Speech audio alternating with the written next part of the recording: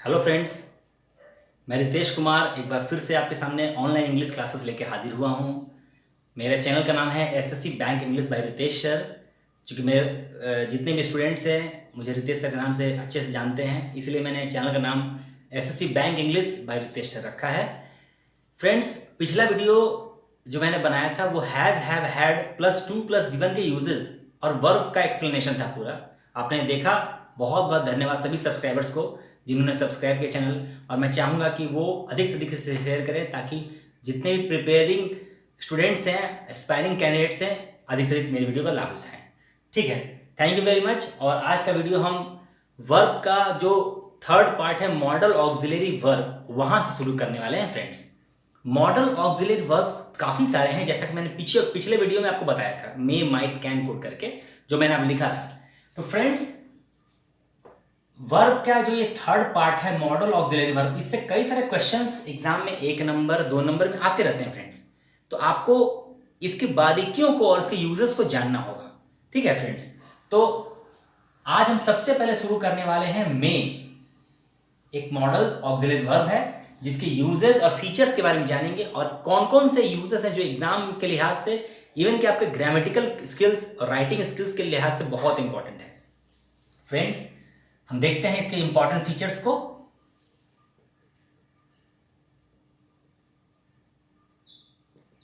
मे एक model auxiliary verb है, ध्यान रखेंगे। May is a modal auxiliary verb friend, modal auxiliary verb. दूसरा, इट इज यूज्ड, मे का यूज कहां कहां होता है मैं आपको यूजेस के माध्यम से बताऊंगा, बट इन शॉर्ट यहां लिख रहा हूं। It is used to describe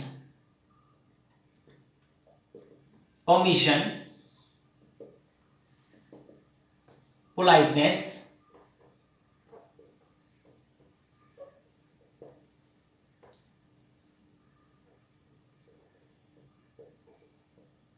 continuous possibility, etc। etc बोलने का मतलब फ्रेंड्स और भी चीजें हैं जो यूजेस में आएंगी, मैं आपको यूजेस से समझाऊंगा वो।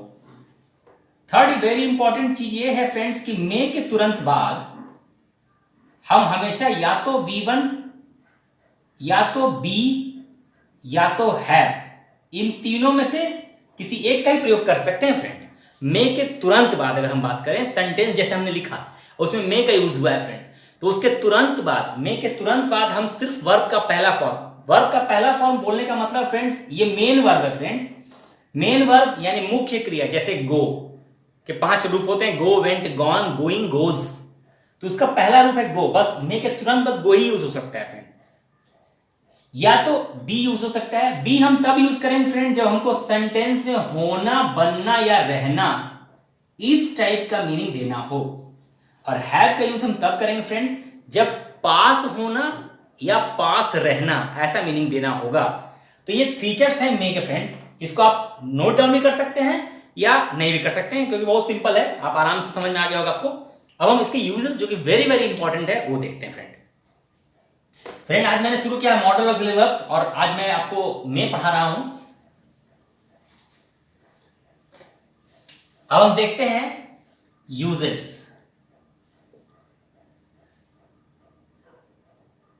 आज का हमारा टॉपिक मे पे बेस्ड है। यूजेस देखते हैं फ्रेंड्स, एक एक करके आराम से देखेंगे ताकि आपको आराम समझ में आएगा फ्रेंड्स। जो भी मैं यूजेस बताऊंगा वो स्ट्रक्चर के माध्यम से बताऊंगा और एग्जाम्पल बना के बताऊंगा ताकि आप इजिली उसको दिमाग में डाल सकें।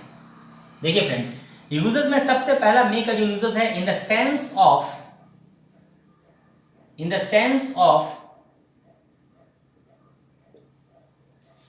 Asking for something. Friends, ask for का मतलब होता है मांगना या चाहना। एक फ्रेज है फ्रेंड्स, मांगना या चाहना। आस्क के साथ अगर फॉर लग जाए तो इसका मतलब होता है मांगना या कोई चीज चाहना। ठीक है, अब देखिए फ्रेंड्स, हम जब कोई चीज मांगते या किसी से चाहते हैं तो हम मे का यूज करते हैं। और स्ट्रक्चर क्या यूज करते हैं, बोलते कैसे हैं, देखिए हम शुरुआत करेंगे मे से, उसके बाद subject plus have plus object plus please plus question mark.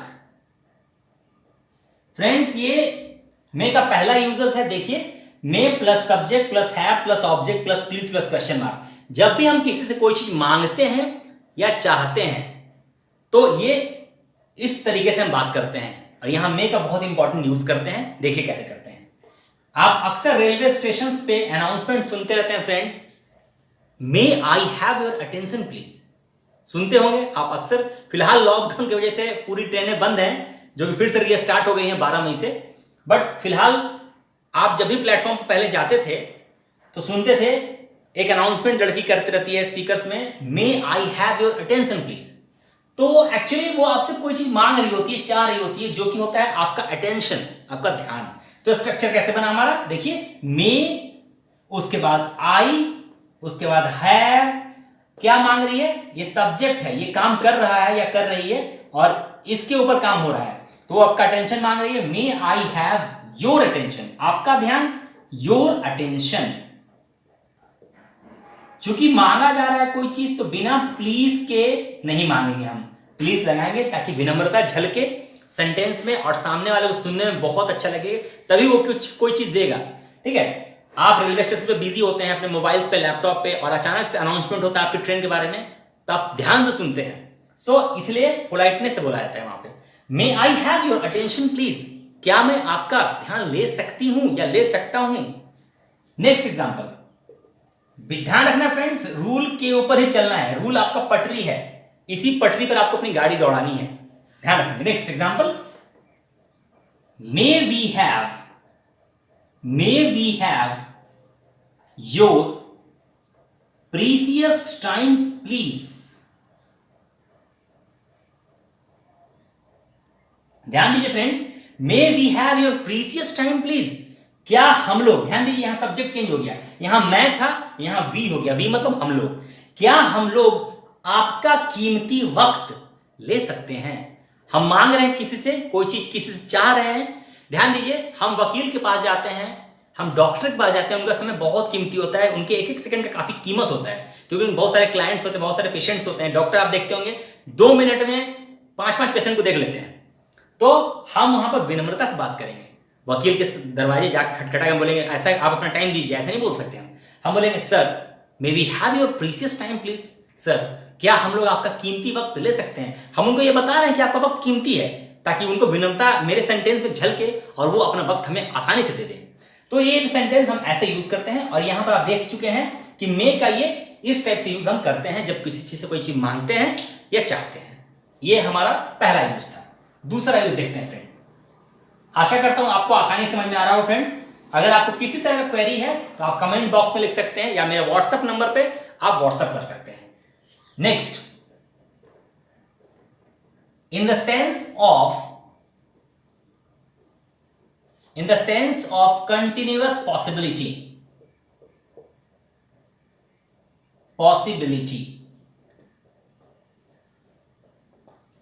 In the sense of continuous possibility. ध्यान दीजिए फ्रेंड्स, इस यूजेस को बताने से पहले मैं आपको एक चीज यहां बताना चाहूंगा। बोर्ड के इस हिस्से में थोड़ा देखिएगा फ्रेंड्स, मे, माइट और मस्ट। फ्रेंड्स ये 3 भाई हैं, मे, माइट और मस्ट, ये 3 भाई हैं, और तीनों ही भाई का अलग अलग रोल है। तीनों ही भाई यूज होते हैं पॉसिबिलिटी के लिए, ध्यान दीजिएगा, संभावना के लिए। जब हम मे का यूज करते हैं तो हम बताते हैं 50% पॉसिबिलिटी। मेरी बात को गौर से सुनिए फ्रेंड्स, बहुत से लोगों को ये डिफरेंस नहीं पता है। मे का यूज जब भी हम सेंटेंस में करेंगे, जब भी करेंगे तो हम 50% पॉसिबिलिटी को बताते हैं। जैसे हम बोलते हैं ना, तुम वहां जाओगे, हाँ मे भी जा सकते हैं, मे भी जा सकते हैं। जब हम बोलते हैं इसका मतलब बोलते हैं जा भी सकते हैं और नहीं भी जा सकते हैं, यानी जाने का संभावना और नहीं जाने की संभावना बराबर है। लेकिन जैसे ही हम बोलते हैं आई माइट गो देयर, तो हम संभावना को बिल्कुल 20 to 30% कर देते हैं, यानी 20% संभावना है कोई भी काम होने का, चाहे ना में हो चाहे हाँ में हो। जैसे इंडिया में विन दिस मैच का मतलब है, इंडिया में विन दिस मैच का मतलब भारत यह मैच जीत सकता है 50% हाँ और 50% ना। But India might win this match, इसका मतलब भारत यह मैच जीत सकता है बहुत ही कम चांसेस है। लेकिन जैसे ही हम मस्ट का यूज करते हैं तो हम 100% पॉसिबिलिटी शो करते हैं फ्रेंड्स। मे, माइट, मस्ट एक ही फैमिली के हैं, ये आपको ध्यान रखना होगा। चलिए अब आगे देखते हैं। ये तीनों ही मॉडल ऑक्सिलरी वर्ब है, एक एक करके मैं पढ़ाऊंगा अभी आपको। आज के क्लासेस में नहीं होगा बट आगे वीडियोस में होंगे। दूसरा यूज देखते हैं फ्रेंड्स। रूल है हमारा subject plus may plus B plus verb का चौथा फॉर्म प्लस ऑब्जेक्ट। ध्यान दीजिएगा फ्रेंड्स, ये हम यूज तब करेंगे जब हम कोई कंटिन्यूअस पॉसिबिलिटी को बतलाना चाहेंगे। ये स्ट्रक्चर हम तब यूज करेंगे जब हम कंटिन्यूअस पॉसिबिलिटी को बतलाना चाहेंगे, या फिर ये बोल सकते हैं जब भी ऐसा कहीं लिखा रहे तो आपको ऐसा मीनिंग निकालना है जो मैं बताने जा रहा हूं। देखिए, जब भी इस टाइप का स्ट्रक्चर लिखा होगा तो आपके दिमाग में ये आइडेंटिटी फिट हो जाना चाहिए। रहा होगा, रही होगी या रहे होंगे।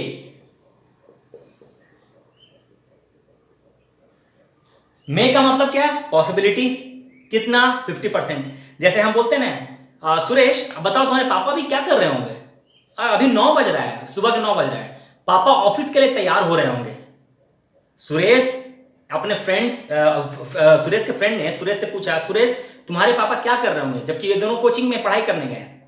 तो सुरेश बोलता है मेरे पापा ऑफिस के लिए तैयार हो रहे होंगे। क्यों? क्योंकि अभी 9 बज रहा है। कोई जरूरी थोड़ी हो सकता है उस दिन ऑफिस से फोन आ जाए कि भाई आज किसी वजह से ऑफिस बंद है, या आपको नहीं आना है, वर्क फ्रॉम होम है, किसी तरह का मैटर है, या पापा की तबीयत ठीक नहीं है, घर पे हैं।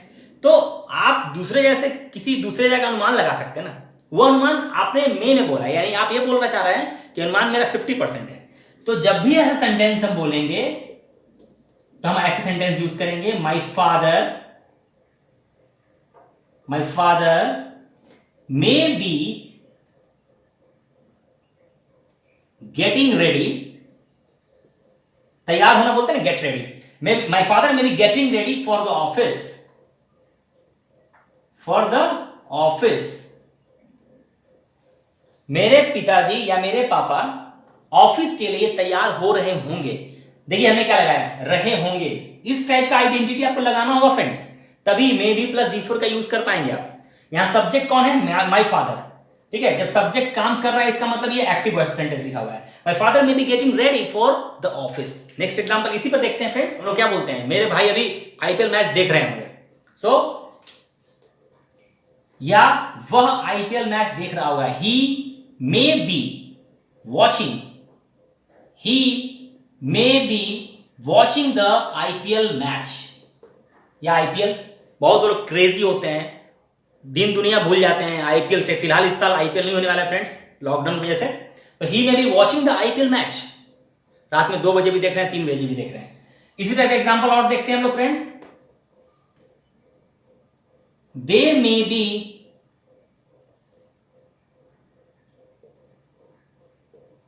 taking their test. हो सकता है कुछ छात्र अपना एग्जाम दे रहे होंगे, तो आप उनके लिए एग्जाम के लिए अनुमान लगा रहे हैं, टेस्ट दे रहे होंगे। They may be taking their test का मतलब है वे लोग अपना टेस्ट दे रहे होंगे। टेस्ट देना और एग्जाम देने के लिए हम टेक लगाते हैं, गिव नहीं। टेक एग्जाम, परीक्षा देना, गिव एग्जाम कभी नहीं बोलते हैं, याद रखिएगा। टेस्ट वगैरह के लिए टेक यूज करते हैं। तो ये हमारा दूसरा यूज था फ्रेंड। तीसरा यूज हम देख रहे हैं in the sense of past action, और ब्रैकेट में हम लिख रहे हैं पॉसिबिलिटी, क्योंकि आप किसी पास्ट में हुए घटना का अनुमान लगा रहे हैं। ध्यान दीजिएगा फ्रेंड, मेरा रूल क्या है यहां देखेंगे आप। Subject plus may plus have plus verb का third form plus object. Friends ये रूल आप ध्यान से देखेंगे, किसी भी मॉडल, ध्यान दीजिए, में हमारा क्या है? मॉडल ऑक्सिलरी वर्ब है। किसी भी मॉडल्स के आगे, इस चीज को आप नोट डाउन कर लीजिए दिमाग में, अगर वर्ब का पहला फॉर्म लगता है तो वो मॉडल्स हमेशा प्रेजेंट टाइम को शो करता है, पहला पॉइंट। और किसी भी मॉडल्स के आगे अगर हैव प्लस V3 लग जाए, किसी मॉडल्स के आगे अगर V1 लग जाए तो प्रेजेंट टाइम, और हैव प्लस V3 लग जाए तो पास्ट टाइम। ये बिल्कुल थंब रूल है, आपको उसको याद रख लेंगे। तो यहां हमारा मॉडल है मे, इसके बाद लग रहा है हैव प्लस V3, इसलिए ये सेंटेंस पास्ट की बात करेगा। चूंकि मे से हम पॉसिबिलिटी बताते हैं, ये पास्ट की पॉसिबिलिटी को बताते हैं। देखिए, मान के चलिए कि आप अपना कोई सामान या अपने रूम को अरेंज करके मार्केट गए, और मार्केट से जब आए तो देखिए कि आपका रूम बिल्कुल अरेंजमेंट खराब हो चुका आपके रूम का, और तहस नहस हो गया है, इधर किताबें फेंकी पड़ी हैं। तो इसका मतलब आपके दिमाग में क्या आएगा? आपके दिमाग में सबसे पहली बात यह आएगी, कोई यहां आया होगा, किसी ने मेरी किताबों को छुआ होगा। क्यों? क्योंकि आपने तो भाई किताब अरेंज करा था, आखिर वहां से वहां कैसे गया? एक स्थान से दूसरे स्थान जाने का मतलब ही है कि किसी ने उसे छुआ है। तो आपके दिमाग में जब भी ऐसा आए, किसी पास्ट एक्शन के लिए पॉसिबिलिटी आए, क्योंकि आपके रूम में खिड़की भी हो सकता है आंधी आई हो और किताब गिर गया हो, बट चूंकि आप डायरेक्ट नहीं बोल सकते आंधी आई थी, ठीक है, तो आप क्या बोल रहे हैं? कोई यहां आया होगा। तो हम सब्जेक्ट कौन है हमारा? कोई, यानी समवन, कोई यहां आया होगा। समवन में हैव, आना क्या होता है फ्रेंड? कम। तो कम का V3 होता है कम, केम और कम। ये आपको मेन वर्ब के 5 रूप याद करने होंगे। आप चाहें तो थोड़ा बहुत ग्रामर की बुक्स की मदद ले सकते हैं। Someone may have come here, कोई यहां आया होगा। जब भी हम ये सेंटेंस बोल रहे हैं तो हम ये बता रहे हैं कि हम कंफर्म नहीं है, लेकिन 50% कंफर्म भी है, यानी 50% पॉसिबिलिटी है कि कोई यहां आया था इस टाइप से। उसी तरह से हम पार्टी में जाते हैं और आपका फ्रेंड बोलता है तुमने उसे देखा होगा, किसी थर्ड पर्सन पर इशारा करते हुए आपका फ्रेंड बोलता है तुमने उसे देखा होगा, यानी उसको लगता है कि तुम और वो या आसी पासी कॉलोनी में रहते हो, तो ऐसा हुआ होगा कि तुमने उसे देखा हो। तो वो बोलता है तुमने उसे देखा होगा, you may have seen him. इस टाइप से सेंटेंस हम बनाते हैं फ्रेंड, यानी पास्ट एक्शन की किसी पॉसिबिलिटी को दर्शाना हो तो हम subject plus may plus have plus V3 plus object का यूज करेंगे। एक और example, the company may have suspended its operation। आप कंपनी से लगातार संपर्क कर रहे हैं, किसी वजह से कोई कॉरेस्पॉन्डेंस कर रहे हैं, बट जॉब नहीं आ रहा है, तो आपके बगल के कलीग ने क्या बोला? सर मे भी ऐसा हो सकता है कंपनी ने अपना ऑपरेशन सस्पेंड कर दिया हो, यानी अभी कंपनी ऑपरेट नहीं कर पा रही है किसी वजह से। तो वो क्या बोलेंगे अंग्रेजी में? वो बोलेंगे the company may have suspended its operation. अब कभी कभी एग्जाम में क्या होता है, कैसे क्वेश्चन आते हैं, मैं आपको एक छोटा सा एग्जांपल देके बताता हूं इस पर कैसा एग्जांपल आ सकता है। मान के चलिए एग्जांपल लिखा हुआ है surely the company fill in the blank suspended its operation। और इस फिल इन द ब्लैंक के लिए मान के चलिए एग्जाम में 4 क्वेश्चन दिए रहे, 4 ऑप्शन दिए रहे, सॉरी 4 ऑप्शन दिए रहे। यहां सेंटेंस का शुरुआत हो रहा है, एक एग्जाम का क्वेश्चन है surely the company fill in the blank suspended its operation. पहला ऑप्शन रहे मे हैव, दूसरा ऑप्शन रहे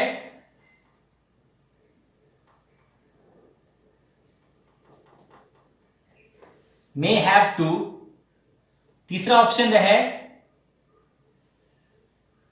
मस्ट हैव, और चौथा ऑप्शन रहे इनमें से कोई नहीं। तो आप श्योरली इसको चुनेंगे। क्यों? श्योरली का मतलब ही है निश्चित तौर पे। जब कोई व्यक्ति निश्चित तौर पे बात कर रहा है, इसका मतलब है उसको पता है कि कंपनी ने ऑपरेशन बंद कर दिया है। इसका मतलब है surely the company must have suspended its operation का मतलब है कंपनी ने ऑपरेशन बिल्कुल बंद कर दिया होगा। तो ये दोनों ऑप्शन नहीं हो सकते फ्रेंड, क्योंकि मे हमेशा पॉसिबिलिटी को दर्शाता है, डेफिनेट एक्शन को नहीं। तो फ्रेंड्स इस टाइप से ध्यान देंगे। अब नेक्स्ट यूजेस हम देखने जा रहे हैं।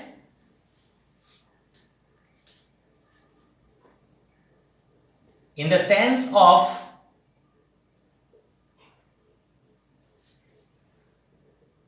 विश, कर्स, इस टाइप से अगर हम किसी को बधाई दें, किसी को अभिशाप दें, दोनों सेंस में हम मे का यूज करते हैं। कैसे करते हैं फ्रेंड्स? देखिए इसके लिए क्या रूल हो सकता है। शुरुआत हम मे से करते हैं, मे प्लस सब्जेक्ट प्लस वर्ब का पहला फॉर्म या बी प्लस ऑब्जेक्ट और प्लस एक्सक्लेमेटरी साइन। क्यों? क्योंकि हम किसी को बधाई या कर्ज टाइप का जब सेंटेंस देंगे या बोलेंगे इसके लिए, तो हम वहां पर नॉर्मल फुल स्टॉप नहीं लिखते हैं, एक्सक्लेमेटरी साइन देते हैं। ठीक है, अब देखिए एग्जांपल तो समझिए आपको, हम में से सेंटेंस का शुरुआत कैसे करेंगे। आपको याद होगा फ्रेंड्स 1994-95 के समय में ग्रीटिंग्स कार्ड बहुत सारा चला करते थे। ग्रीटिंग्स कार्ड याद होगा आपको, हम किसी को बधाई संदेश देते थे तो ग्रीटिंग कार्ड जरूर देते थे। पहले छोटे छोटे आर्चिस और बड़े बड़े भी आर्चिस के आया करते थे ग्रीटिंग्स कार्ड। उस वक्त 100 रुपए का भी ग्रीटिंग्स कार्ड बहुत महंगा हुआ करता था। याद कीजिए ग्रीटिंग्स कार्ड का पहला जो लेटर ऐसे शुरू होता था, ऐसे इस टाइप से, मे। अब आपको थोड़ा ध्यान आ रहा होगा, मे दिस ईयर ऐसे सेंटेंस लिखा होता था उसमें। यानी हम जब किसी को बधाई संदेश देते हैं तो मे से सेंटेंस को शुरू करते हैं। वो ग्रीटिंग्स कार्ड में आप देख सकते थे उस वक्त। अभी हम एक एग्जांपल के थ्रू आपको समझाते हैं। यहां पे जैसे हम सेंटेंस बोलते हैं, भगवान करे तुम सफलता प्राप्त करो, मे यू गेट सक्सेस सून। ध्यान दीजिए, मे यू गेट सक्सेस, यानी जो ऑब्जेक्ट आप प्राप्त कर रहे हैं सक्सेस, सून मतलब जल्दी। मे यू गेट सक्सेस सून का मतलब है भगवान करे तुम जल्दी सफलता प्राप्त करो। ध्यान दीजिए, भगवान करे कि मतलब यह नहीं होता कि भगवान सफलता प्राप्त करेंगे। मैं आपके लिए ऐसा भगवान से प्रार्थना कर रहा हूं कि आप सफलता प्राप्त करो, यानी may you get success soon. Next, जब हम सेंटेंस ऐसा बोलेंगे कि भगवान खुद काम कर रहे हो, तब वहां पर गॉड लगाएंगे। जैसे भगवान तुम्हें आशीर्वाद दें, तो हम क्या बोलते हैं, may God bless you, may God bless you. भगवान तुम्हें आशीर्वाद दें। इस सेंटेंस में जो भी काम कौन कर रहा है फ्रेंड, भगवान। तो अभी हम सब्जेक्ट को कौन रखेंगे, गॉड को रखेंगे। हाँ, यहां एक और बात, कभी भी हम गॉड वर्ड का यूज अंग्रेजी में करते हैं तो जी कभी भी बड़ा होता है, छोटा नहीं। पहली चीज ध्यान रखेंगे आप, कभी भी भगवान के लिए जब यूज करते हैं गॉड शब्द का, चाहे कोई भी हो, किसी के लिए कोई भी धर्म वाले यूज कर रहे हो, तो जी हमेशा बड़ा यूज करते हैं फ्रेंड, कभी भी छोटा नहीं। और इनके लिए जो भी प्रोनाउन यूज होता है फ्रेंड, वो भी उसका पहला लेटर बड़ा। यानी अगर आप भगवान शंकर के लिए यूज कर रहे हैं, माता लक्ष्मी के लिए यूज कर रहे हैं, तो ही या सी जो भी यूज कर रहे हैं आप, उसका पहला लेटर, ये वाला लेटर बड़ा होना चाहिए। कभी भी ऐसे नहीं लिखते हैं फ्रेंड। ये इंग्लिश का एक नियम बना कर रखा हुआ है इन्होंने। ठीक है, तो इंग्लिश के एक्सपर्ट्स ने नियम बनाए हुए हैं, इसको हमको फॉलो करना है। हम रूल्स को फॉलो करके चलते हैं इंग्लिश में। मे गॉड ब्लेस यू मतलब भगवान यहां काम कर रहे हैं। उसी तरह से फ्रेंड, जब V1 का यूज नहीं कर रहे हैं, V1 है ये V1, हम B का यूज कर रहे हैं। B का यूज हम जब फ्रेंड करेंगे तो क्या यूज करते हैं, होना, बनना और रहना। देखिए, may you be happy, may you be happy in the coming days, in the coming days. In the coming days का मतलब वो फ्रेंड आने वाले दिनों में। एक फ्रेज है इन द कमिंग डेज, आने वाले दिनों में। अब हम यहां भगवान को नहीं रखे हैं, बट हम दुआ तो किससे करेंगे, भगवान से ही। हमारे में इतना पावर नहीं है कि हम किसी को इतना आशीर्वाद दें। हम दुआ करते हैं भगवान से दूसरों लोगों के लिए। हम बोलते हैं भगवान करे कि तुम आने वाले दिनों में खुश रहो, होना, बनना, रहना। May you be happy in the coming days. भगवान करे कि तुम आने वाले दिनों में खुश रहो। आशा करते हैं कि ये वाला यूज आपको समझ में आ गया होगा। हम विश और कर्स जब यूज करते हैं तो मे का यूज करते हैं विश और कर्स को बताने के लिए। ये यूजेस नंबर 4 था हमारा मे का। अब हम देखते हैं यूजेस नंबर 5।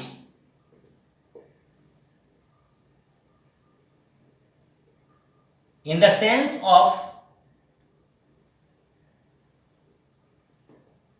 कंपल्शन। कंपल्सन का मतलब है मजबूरी या बाध्यता, मजबूरी या बाध्यता। यहां हमारा रूल क्या होगा, subject plus may plus have plus 2, इसके बाद या तो V1 या तो B प्लस ऑब्जेक्ट। ध्यान दीजिएगा, रूल है हमारा subject plus may plus have plus 2, उसके बाद या तो V1 या तो B। V1 मतलब मेन वर्ब और B मतलब होना, बनना, रहना, लगाना हो तब, और उसके लास्ट में ऑब्जेक्ट। इस यूजर्स को कंपल्सन वाले में ध्यान आपको ये रखना है कि जब भी हम ऐसा बोलना चाहें, पढ़ सकता है, पढ़ सकती है, इस टाइप का मीनिंग अगर देना चाहें तो ही हम इसको यूज करेंगे may have plus two plus V1 को या बी को। एग्जाम्पल, तुम्हें वहां जाना पड़ सकता है तो हम बोलेंगे you may have to go there. ध्यान दीजिए सेंटेंस को, तुम्हें वहां जाना पड़ सकता है, you may have to go there. उसे अपनी जिंदगी के लिए यह फैसला लेना पड़ सकता है। फैसला लेना, टेक डिसीजन। उसे यानी he may have to take this decision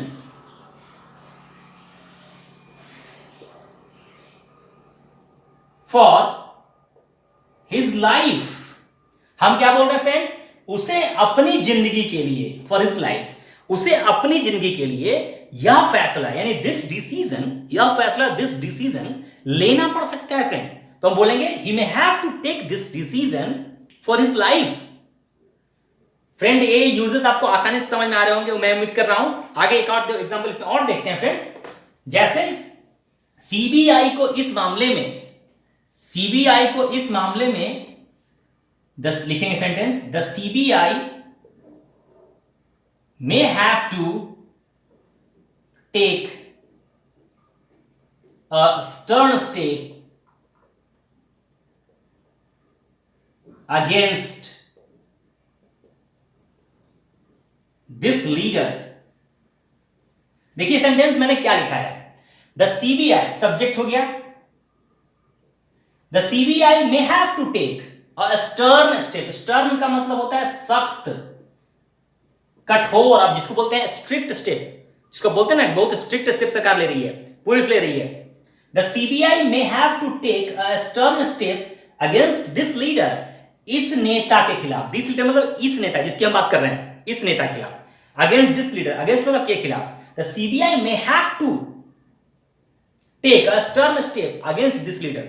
CBI को इस नेता के खिलाफ एक सख्त कदम उठाना पड़ सकता है। ध्यान दीजिए फ्रेंड, इसको भूलना नहीं है। कभी भी पेपर में इस टाइप से लिखा रहे तो आपको इस टाइप का मीनिंग निकालना है फ्रेंड। इंग्लिश की सबसे बड़ी समस्या लोगों के साथ कॉम्पिटिटिव इंग्लिश की ही होती है कि उनके सामने जो क्वेश्चन पेपर आते हैं, बड़े से पैसेज आते हैं, उसमें जो लिखा होता है उनको समझ में नहीं आता है। तो फ्रेंड्स, मेरा सबसे बड़ा उद्देश्य यही रहता है कि आप इंग्लिश के सेंटेंसेस को आसानी से समझें। उसके लिए आपको मैं बता दूं फिर से फ्रेंड्स, 3 चैप्टर पर कमांड करना होगा फ्रेंड्स। पहला चैप्टर है मॉडल्स, दूसरा चैप्टर है टेंस, और तीसरा चैप्टर, टेंस में 2 चैप्टर हैं, एक एक्टिव वॉइस, और टेंस का तीसरा चैप्टर है पैसिव वॉइस। यानी टेंस में 2 चैप्टर हैं और एक ये है। तो इस तरह से 3 चैप्टर हैं फ्रेंड्स। इन 3 चैप्टर से ही जितने भी स्ट्रक्चर होते हैं, सेंटेंस स्ट्रक्चर, वो तैयार होते हैं फ्रेंड्स। आज के वीडियोस में बस इतना ही है। मॉडल्स की शुरुआत हमने कर चुके हैं, और आगे आने वाले सभी वीडियोस में मैं मॉडल्स के सभी डिस्क्रिप्शंस धीमे धीमे आपको वीडियो में देते रहूंगा। आज हमने मैं बताया आपको, अगले वीडियो में अगला मॉडल देखेंगे। तब तक के लिए आप खुश रहिए और वीडियोस देखते रहिए, और कृपया वीडियो को अधिक से अधिक लाइक और सब्सक्राइब कीजिए। मेरा आपसे यही गुजारिश है। SSC bank English by Ritesh sir. Thank you very much.